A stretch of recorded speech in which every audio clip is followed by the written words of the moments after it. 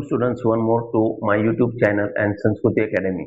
Today we are going to see the new syllabus from Standard 6 General Science Chapter number 1 Characteristics of Living Organism.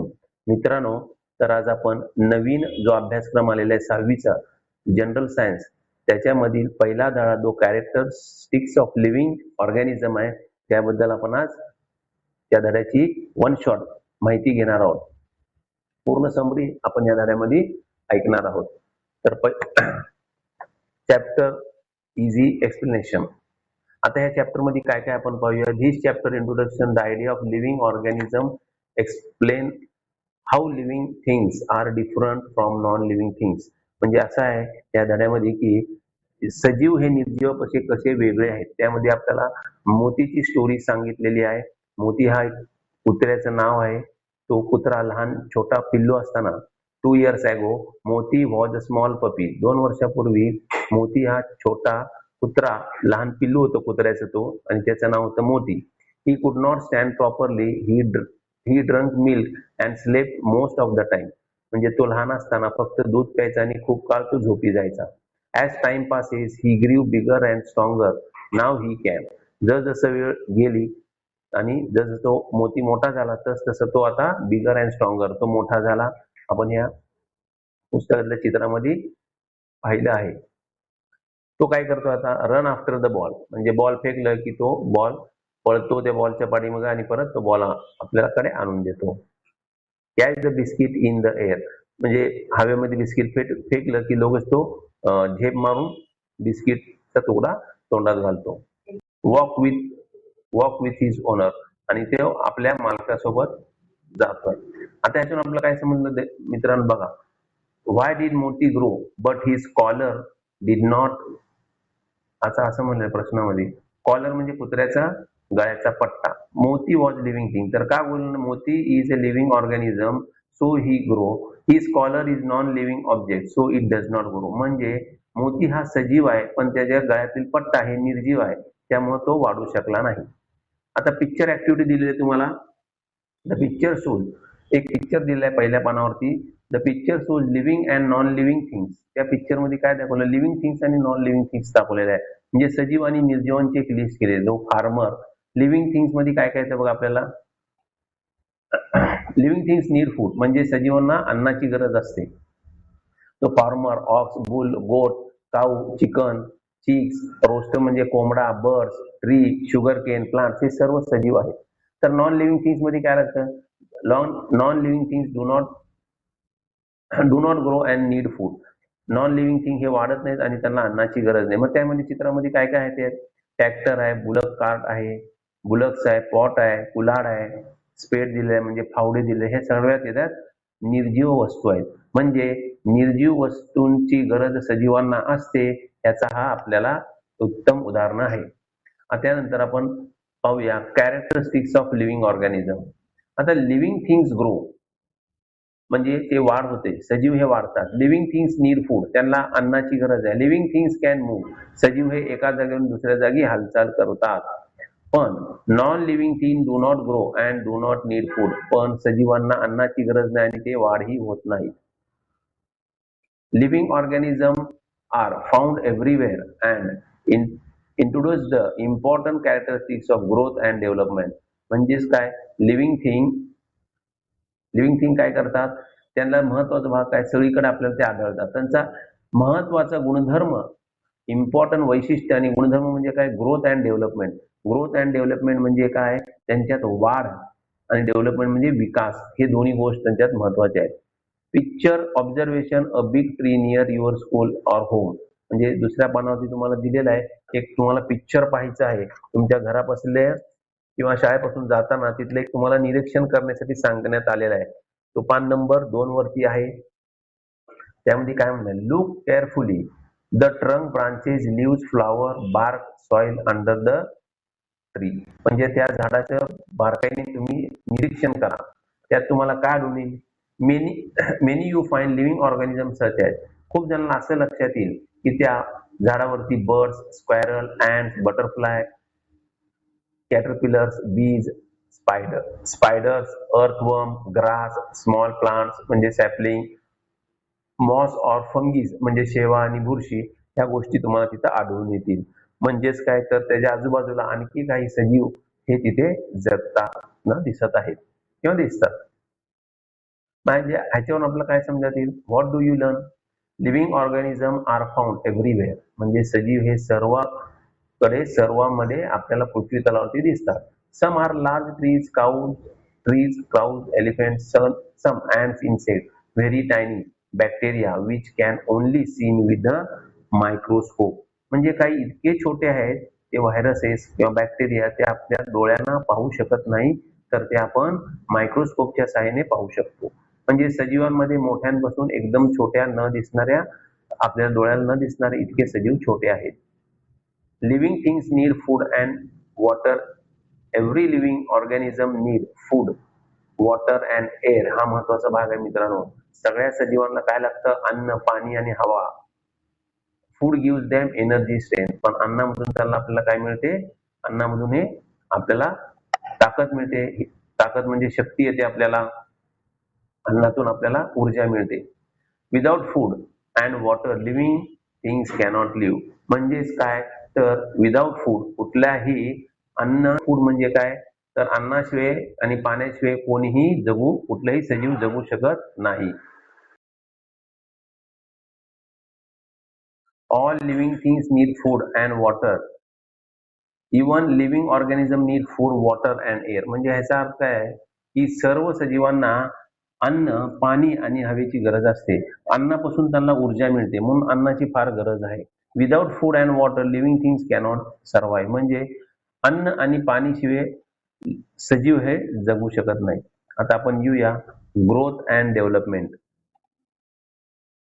Growth and development मध्ये growth means increase in size, height, weight और number of cells. Example म्हणजे growth म्हणजे होते वाढ.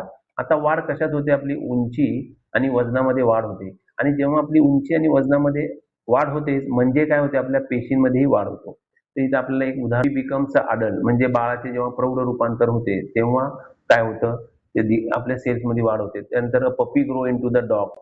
छोटं पिल्लू तेव्हा मोठं होतं तेव्हा काय होते आपल्याला माहिती आहे? पेशींमध्ये बदल होतात. Small plant become a big tree. Development means development means learning a new brilliant, a becoming more capable. आता डेव्हलपमेंट म्हणजे विकास. म्हणजे ह्या जन्माला आलेल्या हे विकास त्यांच्यात घडतं, ते कोणाच्या मदतीने घडतं. जसं उदाहरण दिलेलं, a baby learn to crawl, stand, walk, run, speak. म्हणजे बाळ जेव्हा जन्माला येतं तेव्हा ते आईकडनं किंवा त्यांच्या घरच्याकडनं ते चालायला शिकतं, उभारतं, बोलायला शिकतं. हे त्याच्या डेव्हलपमेंट्स आहेत. ग्रोथ म्हणजेच काय तर growth increase in size and development म्हणजे development means develop learning new skill and becoming mature. आता ग्रोथ इन ॲनिमल बघूया आपण. Animals grow only up to certain age. म्हणजे वनस्पती आणि प्राणी हे ठराविक वयापर्यंत, प्राणी ग्रोथ इन ॲनिमल पाहतो आपण. प्राण्यांमध्ये एक ठराविक वयापर्यंतच वाढ होते. जसं बेबीचं अडल्ट होतं ते 18 वर्षापर्यंत होतात. कुत्र्यांचं पिल्लू पण एक ठराविक वयापर्यंत वाढतं. हे आपल्याला ह्याच्यावरून समजून येतं. After becoming adult they usually stop growing in size although they continue to age. म्हणजे ते एक ठराविक व्यक्तींची, आपल्या मनुष्याचा जर विचार केला, आपलं मनुष्याचं उंची ही 18 वयापर्यंत वाढते. 18 वयाच्या पुढे ती वाढत नाही. म्हणजे पण त्यांचं आयुष्य पुढे चालू असतं, उंची हे थांबते वाढायची. आता ग्रोथ इन प्लांट्स मध्ये काय म्हणलं बघा मित्रांनो. Plants keep growing through their leaves. वनस्पती हे त्यांच्या पानांची ग्रोथ म्हणजे वाढ होत असते. They grow by increasing height, thickness of trunk, length of branches, roots, leaves, flower, fruits. म्हणजे त्यांच्या सर्वांमध्ये ही वाढ होत असते. त्यांच्या खोडांमध्ये, त्यांच्या फांद्यांमध्ये, त्यांच्या पानांमध्ये, फळांमध्ये हे सगळी वाढ होत असते. Plants make their own food. Plants prepare their own food using. म्हणजे वनस्पती हे स्वतःच अन्न स्वतः तयार करतात. ते कशापासून करतात? सनलाईट, वॉटर, कार्बन डायऑक्साईड म्हणजे सूर्यप्रकाश, पाणी आणि carbon dioxide. This process is called photosynthesis. म्हणजे याला आपण प्रकाश संश्लेषण असे म्हणतो. Animal cannot make their own food, so they depends on plants or other animals to for food. म्हणजे प्राणी हे स्वतःच अन्न स्वतः तयार करत नाहीत, तर ते दुसऱ्यांवरती निर्भर असतात. जसे की आपण आपण मनुष्य शेतकरीवर अवलंबून आहे. शेतकरीने जर पिकवलं अन्न तर आपल्याला ते मिळू शकतं. तसं अॅनिमल म्हणजे मांसासाठी आपण दुसऱ्या जनावरती अवलंबून असतो. आता इम्पॉर्टंट डेफिनेशन काय पाहूया आपण. ग्रोथची इम्पॉर्टंट डेफिनेशन आणि increase in size, height of weight of living organism म्हणजे ग्रोथ. डेव्हलपमेंट म्हणजे काय? विकास म्हणजे काय? The process of becoming mature म्हणजे पूर्ण वाढ झालेल्या अँड लर्निंग न्यू स्किल्स. नवीन नवीन आपण काय शिकतो? नवीन नवीन गोष्टी जे शिकतो त्याला आपण डेव्हलपमेंट म्हणतो. आता फोटोसिंथेसिसचं तुम्हाला इथे चित्रात उदाहरण दिलेलं आहे आणि वाढीचं पण दिलेलं आहे. वनस्पती आणि मनुष्याच्या वाढीचं चित्रही तुम्हाला दाखवलेलं आहे. ठीक आहे. Response to stimuli. आता इथं काय म्हणलंय? स्टिम्युली म्हणजे उत्तेजन. What is स्टिम्युली? स्टिम्युली म्हणजे उत्तेजन. A stimuli is any change in the surrounding that living organism can see. म्हणजे उत्तेजन हे आपल्या आजूबाजूच्या भोवती आपण पाहू शकतो. एक्झाम्पल, ब्राईट लाईट, त्यानंतर हीट, कोल्ड, टच, साऊंड आणि डेंजर, हे सगळ्या काय एक्झाम्पल आहेत. आता हे रिस्पॉन्स काय तर आपण पाहूया. What is response? A response is a action taken by living organism after sensing म्हणजे संवेदन and stimula म्हणजे उत्तेजन देणारी गोष्ट. ह्याच्यावरून आपल्याला रिस्पॉन्स आणि स्टिम्युलाचे काही उदाहरण पाहूया आपण. आता एक्झाम्पल बघा. Earthworm moves away from sunlight and goes into moist soil. म्हणजे अर्थवर्म हा काय करतो? सूर्याच्या किरणांपासून आपली बचाव करतो आणि जे ओलसर माती असेल त्या दिशेने तो जातो. म्हणजे इथं स्टिम्युला काय? सनलाइट. रिस्पॉन्स काय देतो तो? Moving into damp soil. म्हणजे डॅम म्हणजे ओलसर जमिनीकडे त्याचा ओढावा जे असेल तो त्याला तिथं सुरक्षित वाढतो, त्या दिशेने तो चालतो. Animal run away when they sense danger. आता प्राण्यांना जर धोका वाटलं की ते साईड बाहेर होतात. म्हणजेच काय? स्टिम्युला काय त्यांचा? डेंजर आहे. रिस्पॉन्स काय त्यांचा? रनिंग अवे, इकडे तिकडे पळणं हे त्यांचं रिस्पॉन्स आहे. धोका पाहून ते इकडे तिकडे पळा लागतात. Plant also respond to stimuli. Plants पण काय करतात? ते स्टिम्युलीला रिस्पॉन्ड करतात. जसं root grow towards the water, branches grow towards sunlight. म्हणजे वनस्पतींच्या मूळ आहे पाण्याच्या शोधासाठी जमीन खोल जातात आणि त्यांच्या फांद्या सूर्यप्रकाश झेलण्यासाठी उंच उंच वाढत असतात. बुक पिक्चर एक्सप्लेनेशन दिले तुम्हाला टेक्स्टबुक मध्ये दिले बघा. टच मी नॉट आहे, त्याला आपण मिमोसा प्लांट म्हणतो. त्यानंतर स्टिम्युली म्हणजे टच, स्टिम्युली म्हणजे टच. रिस्पॉन्स म्हणजे लिव्स फोल्डेड अप. ते टच मी नॉट म्हणजे तुम्ही जेव्हा हात लावता तर स्टिम्युला काय? टच आहे आणि तो रिस्पॉन्स येतो म्हणजे आपली पानं तो मिटून टाकतो तो झाड. Touch me not. क्लाइंबर म्हणजे वेली बघा मित्रांनो. तर स्टिम्युला काय? स्टिम्युलिस काय? सपोर्ट आहे, म्हणजे त्याला गरज लागते वाढीसाठी. आता रिस्पॉन्स काय? Tender coil around the support. म्हणजे त्या वेली आहेत त्यांना कोणाचा तरी आधार लागतो. सपोर्ट म्हणजे आधार, त्या झाडाचा आधार किंवा काठीचा आधार करून त्या वेली वाढत असतात. आता गर्ल कव्हरिंग हर आईज चित्रामध्ये दिलेला आहे. ती मुलगी आपल्या डोळ्यांवरती हात लावले. तर स्टिम्युलिस काय? ब्राईट सनलाइट आहे आणि रिस्पॉन्स काय? ते कव्हर हर आईज, डोळ्याला तिचा त्रास होत आहे, ते उन्हाच्या प्रकाशामुळे म्हणून ती डोळ्यावरती हात लावलेली आहे.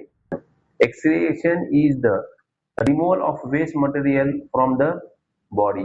म्हणजे डिस्चार्ज, आपण जे काही खातो ती वस्तू आपल्या शरीरातून बाहेर टाकाऊ पदार्थ जे म्हणतो आपण त्याला म्हणतो एक्सक्रिएशन म्हणजे डिस्चार्ज.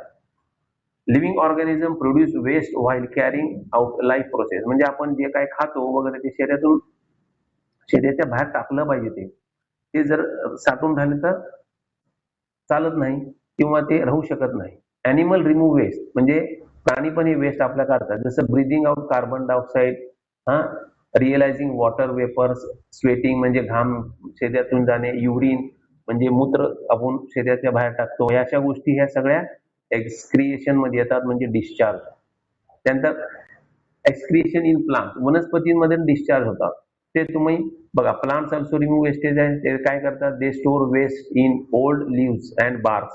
त्यांच्या जुनान पानामध्ये त्यांची वेस्ट साठवून ठेवतात. Removal waste when old leaves or bark fall down म्हणजे झाडाची पाने गळतात, तेही त्यांचं एक प्रकारचं एक्सक्रिएशन आहे, डिस्चार्ज आहे. Replace thick substance like gum of resin म्हणजे तुम्ही घट्ट पदार्थ ते चित्रामध्ये दाखवलं आहे मित्रांनो, तुम्ही ते पाहू शकता. Roots also release some waste into soil. मुळा देखील आपले काही टाकाऊ पदार्थ मुळाच्या वाट्या बाहेर सोडतात. आता रिप्रोडक्शन. रिप्रोडक्शन म्हणजे प्रजनन. What is reproduction? प्रजनन हे काय? Reproduction is the process by which living organism produce young ones like themself. म्हणजे आपल्यासारखे आपलेच जन्माला देणे म्हणजे त्याला म्हणतो प्रजनन प्रक्रिया. It helps keep to species alive. म्हणजे स्पीसीज म्हणजे त्या जीवांना जिवंत ठेवणे, पुढच्या पिढींना ते सतत जीवाचं रक्षण करणे किंवा जीव सतत या पृथ्वी तलावर राहावे म्हणून आपण प्रजनन करत असतो. एक्झाम्पल दिलेलं आहे त्याचे. Animals reproduce in different ways. प्राणी हे वेगवेगळ्या प्रकारे आपल्या जन्माला घालतात. सम काही अंडी घालतात, जसे की आपलं उदाहरण दिलेलं आहे हेन, बर्ड, फिश. त्यानंतर some give birth to babies, जसं cow, dog, cat, human. In plants ते कसं होतं बघा, प्रजनन ही वनस्पतींमध्ये. Most plant reproduce through seeds. खूप हे वनस्पती बियांच्या मदतीने किंवा बियांमुळेच ते पुनर्जन्म त्यांचा होतो. पुनर्जन्म म्हणजे पुन्हा ते वाढीस येतात किंवा ते बी आपण पेरलं की ते झाड पुन्हा येतं. Inside every seed is a tiny baby plant called a embryo म्हणजे seedling store food with the help in growth. तुम्हाला पान नंबर वहीच्या 3 वरती दाखवलंय बघा. तो फूड स्टोअर करण्यासाठी बियामध्ये जी प्रक्रिया केली असते त्याला एंडोथर्म्स असं म्हणतात. when the seed gets water, air, warmth, it begins to grow into new plant. This process is called germination. जेव्हा त्या बियांना त्यांना लागायची जी गरज आहे त्यानुसार ते वाढीला लागतात, किंवा तर त्यांच्या परिस्थितीनुसार वातावरण झालं की ते वाढीस सुरुवात होतात. त्याला म्हणतो आपण जर्मिनेशन. सीड स्ट्रक्चर दिले बघा, काय काय असतो.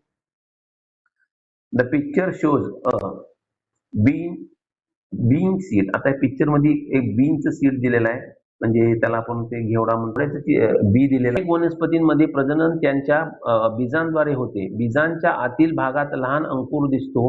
बीज रुजताना अंकुर वाढू सुरुवातीची छोटी पानेमुळे तयार होतात. Plant show that bean seeds तिथं दिलेलं आहे चित्रामध्ये. प्ल्युम्यूल दिलाय म्हणजे अंकुर. प्ल्युम्यूल म्हणजे त्या वरच्या दिशेनं, बियाच्या वरच्या दिशेनं तो फुटतो, त्याला म्हणतात बीजांकुरण. आणि त्यानंतर स्टोर फूड. कॉटलेंडस म्हणजे provides food for all young plants until it makes it own food. म्हणजे ते बी असताना त्या बीजांकुरला अन्न पुरवायचं काम तो अन्न साठा म्हणतो आहे. तिथं फूड स्टोरेज तुम्हाला चित्रामध्ये दाखवलंय. तोपर्यंत वाढ होतोपर्यंत त्या बियांना अन्न पुरवतो. आता इम्पॉर्टंट डेफिनेशन तुम्हाला दिलं आहे स्टिम्युलस. तुम्ही आता मी सांगितलंय त्याप्रमाणे स्टिम्युलिसचा तुम्ही डेफिनेशन वाचून घ्या. त्यानंतर रिस्पॉन्स म्हणलेला आहे the action of living organism after sensing a stimulus. एक्सक्रिएशनचं दिलेलं आहे, एक्सक्रिएशन आहे ते, किंवा डिस्चार्ज पण होऊ शकतं. The removal of waste material from the body. रिप्रोडक्शनचं पण दिलेलं आहे. त्यानंतर जर्मिनेशनचं तुम्हाला वाचून दाखवतो मी. The process in which seed start growing into new plant is called germination. तर पुढचं आपण बघूया. स्पाउटिंग म्हणजे कोंब येणे. Germination plants grow and most important characteristics of living organism. सगळ्यात महत्वाचं म्हणजे काय, स्पाउटिंग आणि जर्मिनेशन. प्लांट ग्रो हे कसं होतात ते तुम्हाला या चित्रामध्ये पण दिलेलं आहे. Diagram of seed germination. Sprouting and germination are the first stage of plants life cycle. म्हणजे त्या अंकुर फुटणे म्हणजे हे प्रथम त्या वनस्पतीचा प्रथम भाग आहे. When a seed gets the right condition it starts growing in a new plant. म्हणजे जेव्हा त्या बियांना बीजांकुरणाला वाढीसाठी, वनस्पतीची सतत वाढ होण्यासाठी त्याला ओलावा लागतो आणि त्याला खेळती हवा आवश्यकता लागली की ते बी रुजायला लागतात आणि वाढायला लागतात. मग त्यासाठी काय काय कशाची गरज दिलेली आहे बघा आपल्याला. तर condition needs for germination. Sunlight लागतं म्हणजे सूर्यप्रकाश लागतं. मॉइस्ट लागतं, मॉइश्चर म्हणजेच काय, ओलावा लागतो. त्यानंतर फ्रेश हवा लागते, fresh. Suitable soil and worm. Suitable soil लागते म्हणजे ओलावा असलेली, म्हणजे त्याला जमीन येण्यास अंकुरला जोम धरण्यासाठी. Without this condition the seed will not grow. हे असल्याशिवाय हे वनस्पती जगू शकत नाही. म्हणजे ह्या काय वनस्पती बिया ह्या कुणाला रिस्पॉन्स देतात, त्यांच्या त्या मातीला रिस्पॉन्स देतात, त्या ओळ्याला रिस्पॉन्स देतात. ते त्यांचा रिस्पॉन्स आहे आणि तो स्टिम्युलस म्हणजे त्यांची वाढ होणे. आता आपण textbook picture shown how seeds grow हे पाहिलेलं आहे. त्यात काय काय स्टेप आहेत हे तुम्ही वाचून घ्या. स्टेप 1 दिलंय, स्टेप 2, स्टेप 3 हे 5 स्टेप दिलंय. The plant start making its own food by photosynthesis.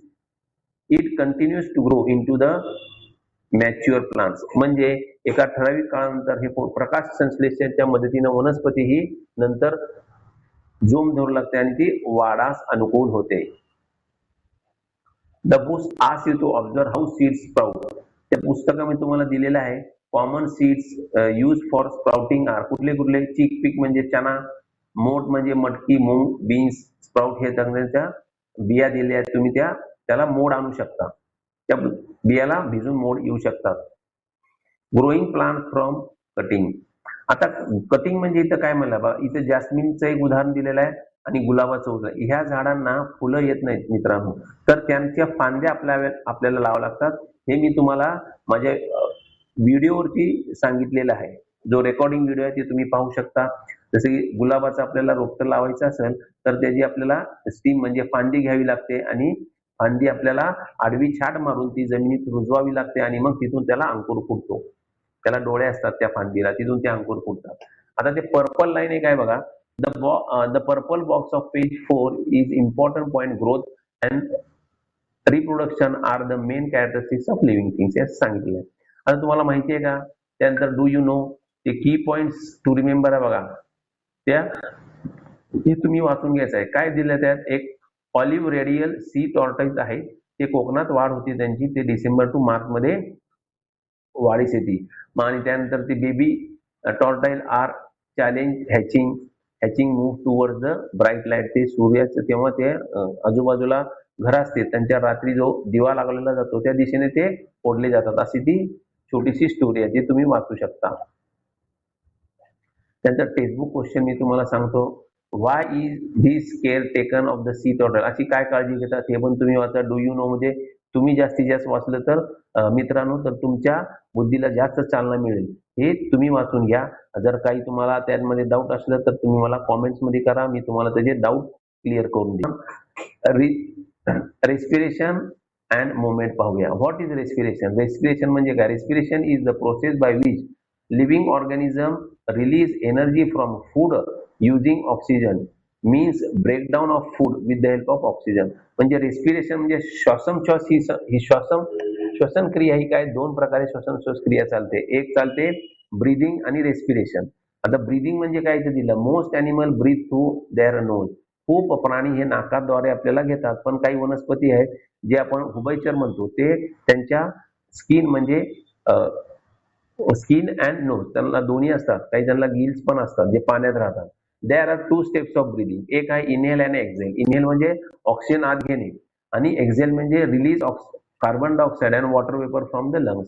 आपण एक्झेल बाहेर टाकतो जेव्हा जी हवा आपण आत घेतो ऑक्सिजन, कार्बन डायऑक्साइड रूपांतर होतं आणि ते आपण बाहेर टाकतो नाकावाटे, त्याला म्हणायचं exhale. These 2 process help continuous. हे कंटिन्युअस आपल्या शरीरात चालत असतात. Animal without lung. ज्या प्राण्यांमध्ये ज्या प्राण्यांना लंग्स नसतात म्हणजे फुफ्फुसे नसतात ते कुठल्याद्वारे श्वासोच्छ्वास घेतात ते पाहूया. Some animals do not have lungs or no. They take in oxygen in other ways. कुठल्या एक्झाम्पल बघूया. Earthworm breathe through the moist skin. Earthworm म्हणजे गांडूळ हे काय करतं, आपल्या ओलसर त्वचेद्वारे ते श्वासोच्छ्वास घेतं. Fish breathe through gills. मासे हे आपल्या गिल म्हणजे कल्ले असतात त्याला, त्याच्या थ्रू ते पाण्यामध्ये श्वासोच्छ्वास घेतात. Insect breathe through tiny holes called spiracles. जसं कॉकरेजला बघा छोटे छोटे स्पिरॅकल्स असतात म्हणजे होल्स असतात, त्यातून ते श्वासोच्छ्वास घेतात.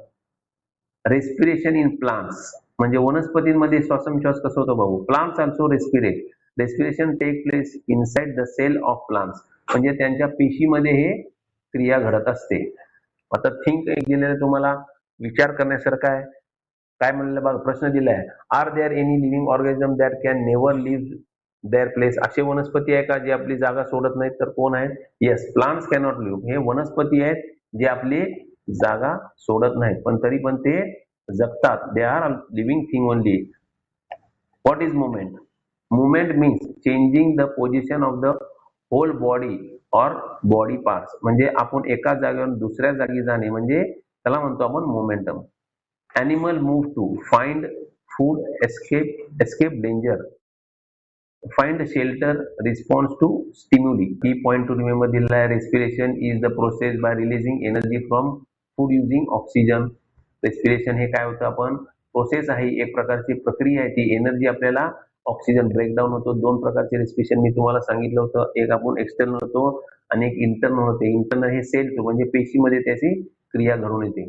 Breathing includes inhale and acceleration, आपण हे पाहिलंय. प्लांट्स ऑल्सो रेस्पिरेट, हे पण पाहिलंय आपण.